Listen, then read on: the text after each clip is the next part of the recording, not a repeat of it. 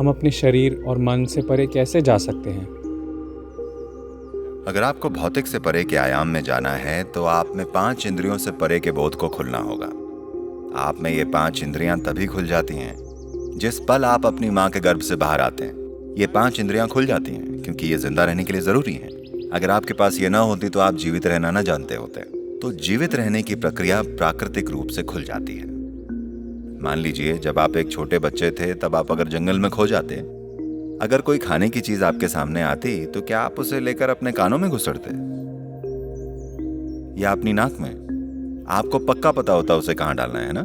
किसी ने आपको सिखाया नहीं है। किसी को ये बताने की जरूरत नहीं है कि खाना यहाँ से खाना है, वो सीधा यहीं जाएगा, है ना? So things that are necessary for your survival, it does not need any training. तो वो चीजें जो आपके जीने के लिए जरूरी हैं, उन्हें किसी ट्रेनिंग की जरूरत नहीं होती, उन्हें आपकी ओर से किसी प्रयास की जरूरत नहीं होती, वो पहले से ही हैं। पर क्या आप पढ़ना जान पाएंगे या फिर लिखना या वो सारी चीजें जो आज आप अपने आप करते हैं? नहीं, क्योंकि इन सब चीजों के लिए कोशिश करनी होती है। याद है वो कमबख्त ए? आपको कमबख्त ए याद है? वो 3 लाइनें जब आप 3.5 साल के थे, वो आपसे ए लिखवाने की कोशिश कर रहे थे। उस कमबख्त ए को वो कितना मुश्किल लगता था, हाँ या ना? आज भी अगर कोई बड़ा व्यक्ति हो जिसे कभी पढ़ना लिखना नहीं सिखाया गया हो किसी गांव में, आप उसे ए लिखना सिखाइए जरा, वो बड़ा होते हुए भी कितना संघर्ष करेगा। क्योंकि जीवित रहने के परे की कोई भी चीज आपके जीवन में नहीं आएगी जब तक आप उसके लिए प्रयास नहीं करेंगे।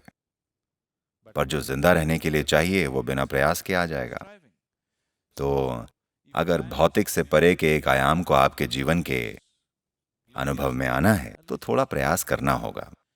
पर क्योंकि ये बिल्कुल ही अलग दिशा में है, आपकी सभी इंद्रियों का रुख बाहर की ओर होता है। गौर कीजिएगा, आप सिर्फ अपने आसपास का देख सकते हैं, अपनी आंखों को अंदर की तरफ घुमाकर खुद को स्कैन नहीं कर सकते। आप इसे सुन सकते हैं, पर शरीर में इतना कुछ हो रहा है, आप सुन सकते हैं? नहीं। अगर एक चींटी भी आपके हाथ पर रेंगे तो आप फील कर सकते हैं, इतना खून अंदर बह रहा है, आप फील कर पाते हैं? उनकी प्रकृति ही ऐसी है कि इंद्रियों का रुख बाहर की ओर होता है। पर वो सब कुछ जो आप अनुभव करते हैं वो आपके भीतर होता है। अभी इस समय एक सरल सा सवाल है, क्या आप सब लोग कम से कम मुझे देख पा रहे हैं? क्या मैं आपको दिख रहा हूं? क्योंकि पता है कभी कभी मैं दिखता नहीं हूं। क्या मैं आज दिख रहा हूं? क्या मैं आज दिख रहा हूं? प्लीज अपने हाथों से बताइए कि मैं कहां हूं। अरे आप बिल्कुल गलत समझे। आप जानते हैं मैं एक दिव्यदर्शी हूं।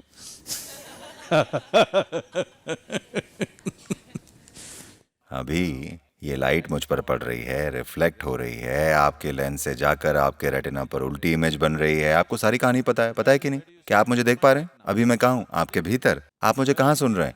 आपके भीतर। आपने इस पूरी दुनिया को कहाँ देखा है? अपने भीतर, है ना? क्या आपने कभी भी किसी चीज को अपने बाहर अनुभव किया है? किया है? आपने किया है? अभी आप अपने फ्रेंड को टच कीजिए और देखिए, आप उसके हाथ को फील नहीं करेंगे, आप सिर्फ अपनी संवेदनाओं को फील करेंगे जैसी वो हैं। आप उसके हाथ का अनुभव नहीं कर सकते, इसे समझ लीजिए। आप सिर्फ उतना ही जान सकते हैं जैसी आपकी संवेदनाएं हैं। आपने कभी भी इसके परे कोई चीज नहीं जानी है। जो कुछ भी आपके साथ हुआ है, आपका सुख और दुख आपके भीतर हुआ है, प्रकाश और अंधकार आपके भीतर हुआ है, हर चीज आपके भीतर हुई है। पर क्या आपके पास भीतर देखने का कोई साधन है? नहीं, अभी नहीं है। तो वो ऐसे नहीं आएगा जब तक आप प्रयास नहीं करेंगे। एक दिन ऐसा हुआ कि कोई दक्षिण भारत में ईशा योग केंद्र को खोजता हुआ पास के एक गांव में पहुंचा। वो आए और वहां के एक लड़के से पूछा, ईशा योग केंद्र कितनी दूर है? लड़के ने कहा, 24,996 मील। क्या इतनी दूर? लड़का बोला, हाँ, जैसे आप जा रहे हैं, अगर आप मुड़ जाएं तो बस 4 मील पर है। तो अभी आपके पास जो कुछ भी है उसका रुख बाहर की ओर है, पर वो सब कुछ जो हो रहा है वो भीतर हो रहा है। तो ये आपको पूरी तरह से गलत समझ देता है कि यह है क्या। तो भीतर की ओर मुड़ने के लिए थोड़ा प्रयास करना होगा। अगर आप 28 घंटे का फोकस टाइम देने के लिए इच्छुक हैं तो हम आपको भीतर की ओर मोड़ सकते हैं।